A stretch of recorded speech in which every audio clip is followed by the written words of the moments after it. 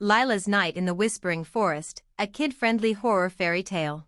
Once upon a time, in a quiet village surrounded by hills and trees, there lived a brave little girl named Lila. She had curly red hair, bright green eyes, and a heart full of adventure. Everyone in the village loved her, especially for her curiosity and kindness.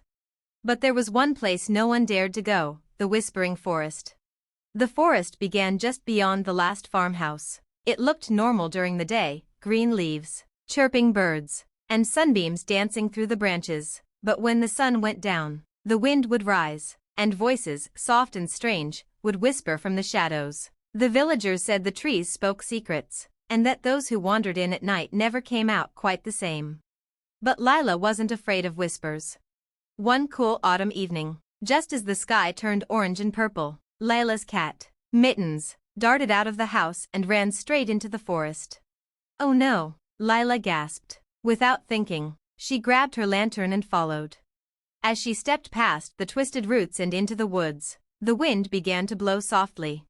"Turn back, little footsteps," whispered a voice. Lila stopped. Her heart beat faster, but she called out bravely, "I'm not afraid of whispers. I just need to find my cat." "Cats vanish in the trees," whispered another voice from behind the bushes. She held her lantern higher. The golden light pushed the darkness back, revealing a path of silver stones. Lila had never seen this path before, but it shimmered gently, as if inviting her to follow. So she did. The deeper she went, the more the forest whispered. Why does she come? What does she seek? Her heart is strong, her steps are bold. Lila paused. "You can hear me, can't you?" she said aloud. "I don't want trouble, just my mittens." Then, out of the shadows stepped a tall, crooked tree with a face, eyes made of knots, and a mouth like a cracked branch. "You are kind," it said in a deep wooden voice. "Few come with light and kindness." Lila stood tall, even as her knees shook a little. "Will you help me find my cat?" The tree creaked thoughtfully, then pointed one long branch toward a dark part of the forest. "She chased a moon mouse," it said. "They play tricks, but your light may outsmart them." Lila nodded and pressed forward. The forest grew darker, colder. Shapes moved between the trees, shadows that hissed and laughed. But Lila's lantern burned brighter the braver she became. Finally, she came to a small clearing, where dozens of tiny silver mice danced in a circle around her cat. Mittens looked dizzy and confused. "Hey," Lila shouted. "That's my cat." The mice paused. One of them, a little creature with a crown made of acorns, stepped forward. She wanted to play. It squeaked, but she forgot the way home. "So did we." Lila looked around. The trees were twisted in strange ways, and the stars above were moving. "Let's make a deal," Lila said. "Help me and Mittens get home, and I'll leave the lantern here to light your way, too." The mice looked at one another. The crowned one nodded. "A trade of light for a path," it agreed. With a swirl of glowing dust and giggles, the moon mice formed a shining trail. Lila followed it. Mittens safe in her arms, the whispers grew softer. "Kinder. Brave girl. Kind heart. Light bringer." When she stepped out of the forest, the sun was just rising. She looked back, and the forest stood still and quiet. No more whispers. Lila returned home a hero, but she never forgot the Whispering Forest. And sometimes, on cool nights, she left small lanterns at its edge, just in case someone, or something, needed help finding their way. The end. But listen closely on the wind, the forest remembers. Lila's Night in the Whispering Forest, Part 2, The Lantern Keeper's Secret. Weeks passed after Lila's brave journey into the Whispering Forest. The villagers, once frightened of the woods, began to speak of Lila with awe and wonder. Some even dared to walk closer to the edge of the forest during the day, hoping to hear a friendly whisper. But the forest had not forgotten Lila. One evening, as the full moon rose over the hills, Lila heard a soft tapping on her window. She opened the shutters and found a small envelope sealed with a leaf. Inside was a note written in curling, twisting letters. "The lantern you left has awakened the path. Come when the moon sits high. There is more to see. Lantern Keeper." Her heart skipped. Lantern Keeper? That was new. She packed a small bag, biscuits, a flask of warm tea, and a tiny carved whistle her grandfather had once given her for protection, and tiptoed into the night with Mittens trotting quietly behind. This time, when she entered the forest, the trees bent gently, making a path. The whispers were calm now. She returns. She keeps the light. The Silverstone trail sparkled brighter than before. As she followed it deeper, she noticed small lanterns hanging from branches, none of which she had left. Soon, she arrived at a hill made entirely of tree roots, twisted into steps. At the top stood a tall wooden door glowing with blue light.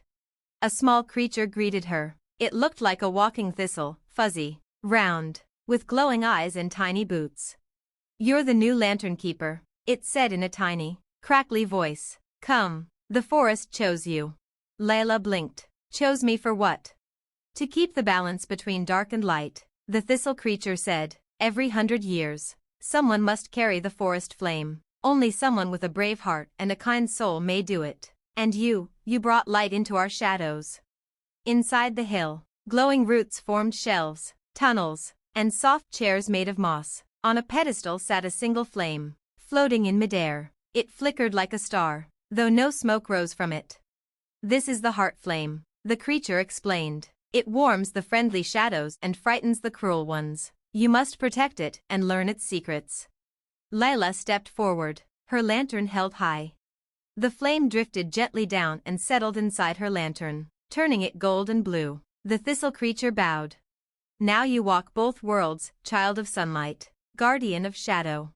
Suddenly, all the whispers returned, but they sang now, not spoke. A soft humming filled the hill. Lantern keeper walks again. The forest breathes easy. Mittens purred. Lila smiled. She didn't know exactly what lay ahead, or what secrets still slept in the deepest roots of the whispering forest, but she knew one thing. She wasn't afraid anymore. She had a light that no shadow could swallow. To be continued. Crescent Moon Herb, would you like Part 3? Lila's Night in the Whispering Forest, Part 3, The Hollow Tree and the Shadow That Forgot Its Name. A few days after becoming the lantern keeper, Lila began to notice things changing, not just in the forest, but in herself. Her lantern no longer needed oil. It glowed brighter near danger and dimmer when she was safe. Animals who once ran from her now followed quietly. Even the wind seemed to listen when she spoke. But one night, the flame flickered purple. That had never happened before. She was brushing Mittens when the whispers returned, not gentle, not friendly. "Something stirs in the hollow tree. Something lost, something angry." The thistle creature, who now visited her often, and who she had named Twiggins, appeared suddenly through her window. "The forest needs you," Twiggins squeaked. "Something ancient has awakened. It remembers darkness, but not why." Lila nodded and grabbed her lantern. Twiggins led her deeper than she had ever gone, into a part of the whispering forest that no path touched. Here, the trees bent away from the center. In the middle stood a massive, hollow tree that looked like it had been struck by lightning 1,000 years ago. Black vines curled around its trunk like sleeping snakes. Her lantern dimmed. Inside the hollow, a voice whispered, not from outside, not from the shadows, but from the darkness inside her mind. "I used to be light, too, before I was forgotten." A shape formed, tall and thin, like smoke wearing a cloak. It had no face, but it had eyes, eyes that blinked with confusion and loneliness. "Who are you?" Lila asked, holding her lantern high. "I don't know," said the shadow. "I only remember the flame, and then silence." Twiggins whispered, "Long ago, before the whispering forest whispered, there were keepers. One lost their way, and became this." Lila stepped closer. Her lantern pulsed, blue and gold, then purple and pink. "Maybe you're not lost," she said gently. "Maybe you just need to remember your light." The shadow recoiled. "I don't deserve light. You protected this forest once," she said. "Let me help you protect it again." Then, Lila did something very brave. She opened the lantern's glass. Just a crack.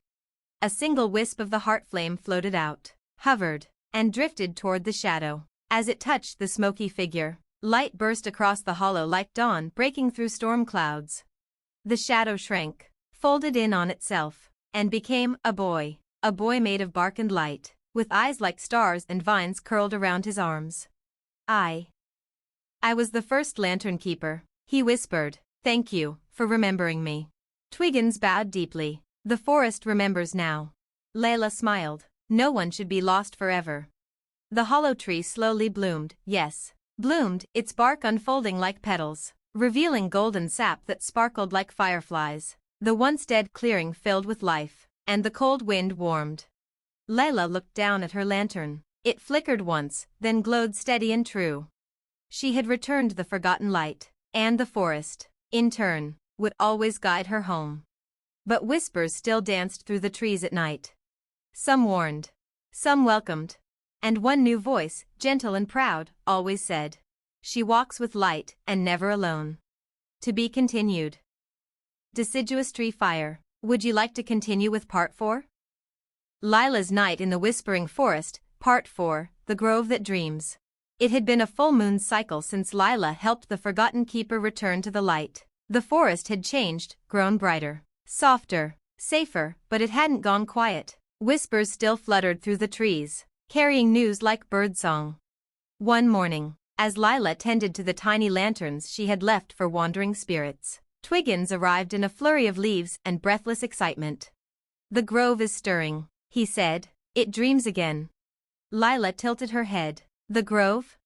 Twiggins nodded. "The dreaming grove, deepest part of the forest, where the forest itself sleeps, and where it sometimes forgets." "What happens when it forgets?" she asked. Twiggins looked around, as if the trees might be listening. "When the grove dreams wrongly," he whispered, "things that shouldn't exist start to grow." Lila packed her bag again, biscuits, tea, her wooden whistle, and the lantern now glowing a pale sky blue, with Mittens at her side, and Twiggins bouncing nervously on her shoulder. She followed the river path deep into the forest. The trees grew taller, the ground turned soft and mossy, the air became sweet, almost like honey, and soon, they came to a circle of trees unlike any Lila had ever seen, thick silver bark, leaves shaped like stars, and roots that pulsed faintly, like a heartbeat. In the center of the circle was a patch of flowers glowing in soft purples and blues. And in the middle of those flowers was a girl. She looked just like Lila. Same red curls, same green eyes, same lantern, only hers flickered wildly, casting shadows that moved too fast, too sharp. Lila stepped forward slowly. The other girl looked up and smiled. "Oh," she said sweetly, "are you me, or am I you?" Twiggins gasped. "It dreamed you." "The forest made a copy?" Lila whispered. "No," said the copy. "I was born when the forest tried to remember you, but it got lonely, so it made me from its dream. But dreams don't like to be woken up." Suddenly, the sky above the grove twisted. The silver trees bent inward. Lila's lantern flickered. "You need to return to the dream," Lila said gently.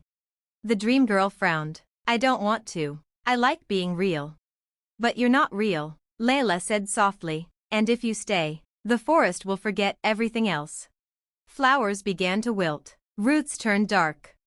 "I don't want to be forgotten," the dream girl whispered. Lila's heart ached. "Then don't vanish," she said. "Come back with me, as a memory. Let the forest remember you the right way." She opened her lantern again. This time, instead of the flame glowing outward, the light shimmered like water, gentle and warm. The dream girl stepped into it and slowly faded, her smile still soft, her eyes peaceful. The flowers brightened, the sky untwisted. And a new tree sprouted in the center of the grove, a tree with red leaves and a small lantern hanging from its branches. "The forest dreamed of a friend," Twiggins said, wiping a tear, "and you gave it peace." Lila stood in the circle of silver trees, her lantern glowing brighter than ever. The forest hadn't just chosen her to protect it. It trusted her to understand it. And somewhere, deep in the breeze, the dream girl's voice whispered, "Thank you for letting me be real, even just for a little while." To be continued. Leaf fluttering in wind candle. Would you like to continue to Part 5? Lila's Night in the Whispering Forest, Part 5, The Clock Route and the Time That Slipped Away. Autumn had begun to paint the village hills with amber and gold, and the whispering forest wore its fiery colors proudly. Lila spent her mornings helping villagers gather apples and her evenings checking on the little lanterns she'd placed throughout the woods. But one morning, something strange happened. When Lila awoke, it was yesterday. She blinked and sat up in bed. Mittens yawned. Just like the morning before, Twiggins appeared on the windowsill at the exact moment he had yesterday, holding a mushroom cap like a tray. "Good morning," he chirped. Lila stared. "Twiggins, didn't we already have this day?" Twiggins tilted his fuzzy head. "Oh dear," he muttered. "It's happening again."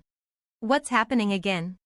Twiggins looked grim. "The clock root tree has cracked." Lila's heart skipped. She had heard whispers of the clock root, a hidden tree said to hold the hours of the forest in its wooden rings. It kept time balanced, like a ticking heart. If it cracked, time loops. Twiggins explained that long ago, the forest had created the clock root to stop days from drifting too far or fading too quickly. But now something had disturbed it, and time was repeating, folding, bending. "If we don't fix it," Twiggins said, "everyone will be stuck in the same day, forever." They set off at once.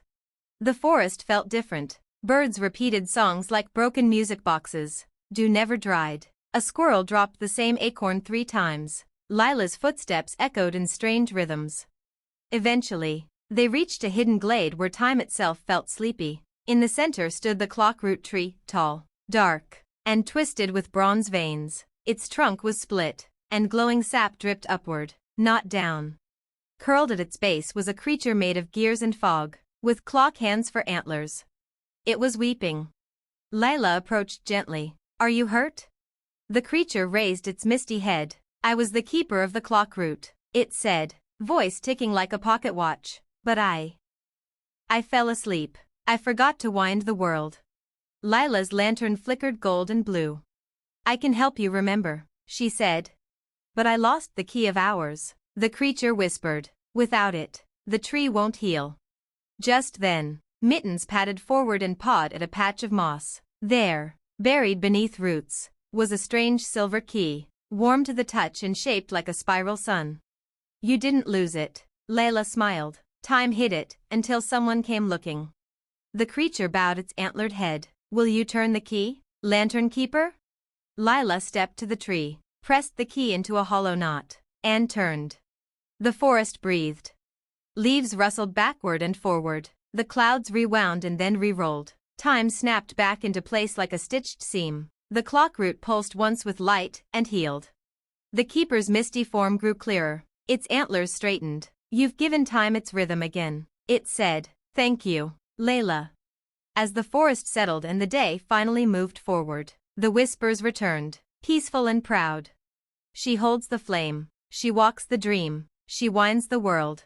That night, as stars blinked freshly in the sky, Lila sat with Mittens and Twiggins under the now silent clockroot tree. She was more than a girl with a lantern now. She was the forest's memory, its protector, its spark. To be continued. Hourglass Not Done. Evergreen Tree Sparkles. Would you like Part 6? Lila's Night in the Whispering Forest, Part 6, The Hollow Moon and the Song of Vanishing Things. The forest had grown still again, but not in the peaceful way. It began with small things. The wind no longer rustled the pages of Lila's notebook. The pond near the river path no longer rippled. Birds sang, but their echoes didn't return. Even Mittens' purring felt quieter. Then, one by one, things began to disappear. Not visibly, they weren't stolen. They were simply forgotten. First, the moss on the old stone well. Then the swing beneath the beech tree. And then, Lila noticed something awful. A lantern she'd placed near the eastern glen had vanished. No smoke, no glass, no soot, as if she'd never lit it at all. Twiggins arrived in a hurry, his little face pale with dread. "It's the hollow moon," he said. "It rises once every 100 years. When it does, it sings." "Sings?" Lila asked. He nodded gravely. "A sad, ancient song. One the forest itself tries to forget. Anything that hears too much of it starts fading." The hollow moon had no light of its own. It was not made of stone or fire. It was a memory of a moon, caught between time and shadow, and it drifted high above the forest only when the world grew quiet enough to hear its song again. Lila tightened her cloak, her lantern held close. "Then I'll stop it." Twiggins squeaked in alarm. "You can't stop the moon." "I can listen," she said, "and I can sing back." That night, With the forest hushed and every leaf holding its breath, Lila walked to the Heartwood Hill, the highest place in the Whispering Forest. The hollow moon had begun to rise, a pale gray ghost of a circle, almost invisible, but humming with sorrow. And oh, the song it sang. A haunting, wordless lullaby, full of lost names, vanished places, forgotten hopes. The moment Lila heard it, her knees buckled. She suddenly couldn't remember how she'd gotten there. Her lantern flickered. Twiggin's voice sounded distant. She clutched the lantern to her chest and whispered, "No, I remember." The light inside her lantern pulsed once, then again, a heartbeat. And then, Lila began to sing. Her voice trembled at first, but soon, it grew stronger, a song of remembered dreams, of names written in bark, of moonmice and clockroot keepers, of the dream girl under the silver trees, of every whisper that had ever trusted her with its truth. The hollow moon pulsed, the sorrow in its song stuttering. Lila's lantern blazed white and gold, her voice rang through the trees like morning bells. And the hollow moon cracked. Not with violence, but with release. Its song faltered, then softened, then scattered like dust. Above, the stars blinked back into view. The missing lanterns glowed once more in the trees. The forest breathed again. Twiggins wiped his eyes. You remembered the forest, until it remembered itself. Lila looked at her lantern. Inside, for the first time, the heart flame hummed, not with fire, but with music. And in the distant wind, a voice whispered, not in warning, not in worry, but in joy. She sings so nothing is ever lost again. To be continued. Full Moon musical notes. Would you like part 7 next?